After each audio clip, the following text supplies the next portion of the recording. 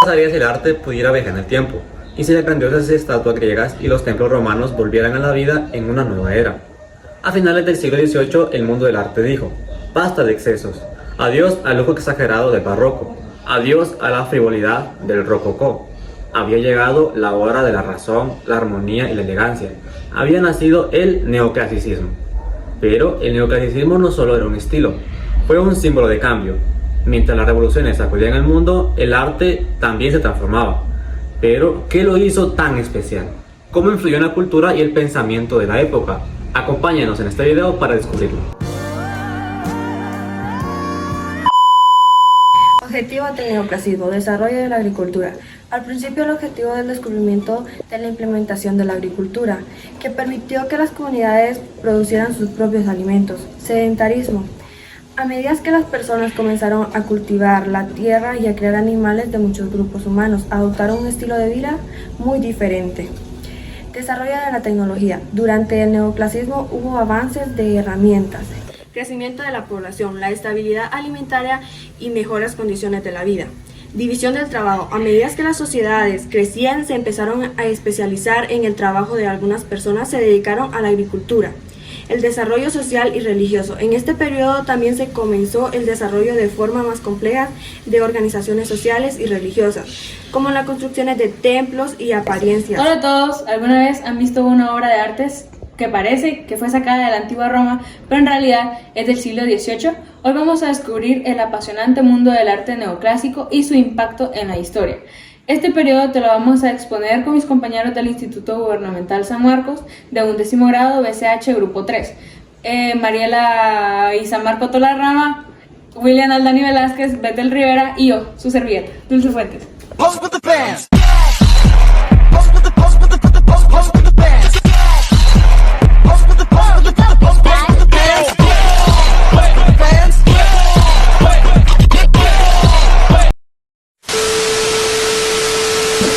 El neoclasicismo fue un movimiento artístico, literario y cultural que surgió en Europa a mediados del siglo XVIII y se extendió hasta principios del siglo XIX. Se desarrolló en un contexto de cambios filosóficos, políticos y sociales marcados por la Ilustración, la Revolución Francesa y el ascenso de Napoleón Bonaparte. Su esencia radicaba en un regreso a los valores, la antigüedad clásica, como Grecia y Roma, promoviendo la razón, la armonía y la función moralizada del arte. El contexto histórico es: el neoclasismo se desarrolló en un momento de transformación social y política, como la Ilustración en el siglo XVIII, un movimiento filosófico que promovía la razón, la ciencia y la educación como herramientas de progreso. Filósofos como Voltaire, Rousseau y Montesquieu criticaban el absolutismo y defendían la libertad y la igualdad. La Revolución Francesa de 1789 fue un acontecimiento clave que impulsó los ideales de igualdad y justicia. El arte y la arquitectura neoclásica se convirtieron en símbolos de la nueva sociedad republicana, como Napoleón Bonaparte, que nació en 1799 y murió en 1815. Durante su imperio, Napoleón utilizó el neoclasismo para reflejar su poder, construyendo monumentos grandiosos como el Arco del Triunfo en París. El neoclasismo rechazó el exceso decorativo del barroco y el rococó, buscando un estilo más sobrio, equilibrado y racional, como el arte y la arquitectura, que fue una inspiración en la arquitectura y escultura de la antigüedad clásica. Uso de líneas rectas, proporcionadas simétricas y columnas inspiradas en los templos griegos y romanos. La pintura como composiciones equilibradas y temas históricos o mitológicos.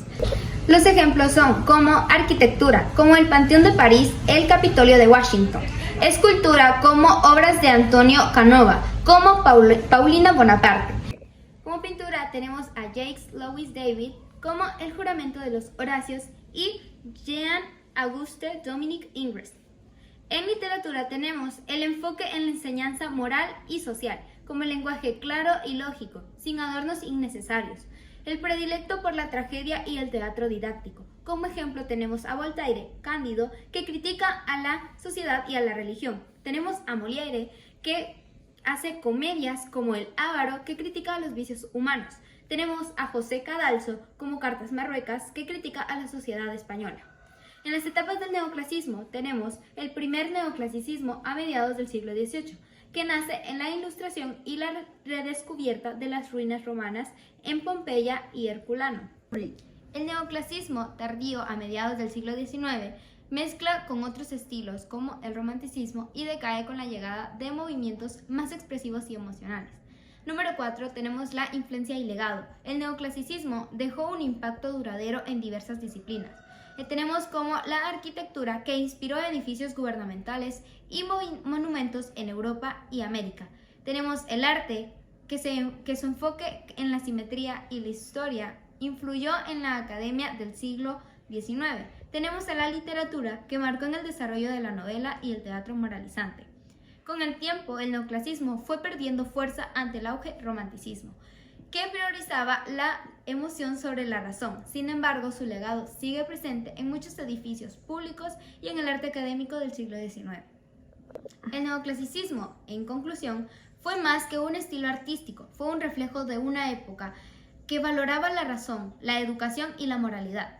Surgió como una reacción a los excesos del barroco y se convirtió en un símbolo al cambio político y social que trajo la Ilustración y la Revolución Francesa. A pesar de su declive, su influencia se mantiene viva en el arte, la arquitectura y la literatura del mundo moderno. El neoclasicismo no fue solo un estilo, fue una revolución en el arte, inspirado en la perfección de la antigua Grecia y Roma. Trajo consigo un nuevo ideal de belleza, la razón, el orden y la armonía. En una época de cambios, este movimiento reflejó la lucha por la libertad y el conocimiento. Mientras las sociedades se desarrollaban, el arte también lo hacía. Hoy, siglos después, su huella sigue presente en nuestras ciudades, en nuestra historia y en nuestra forma de entender la belleza. El neoclasicismo no solo miró el pasado, también ayudó a construir el futuro.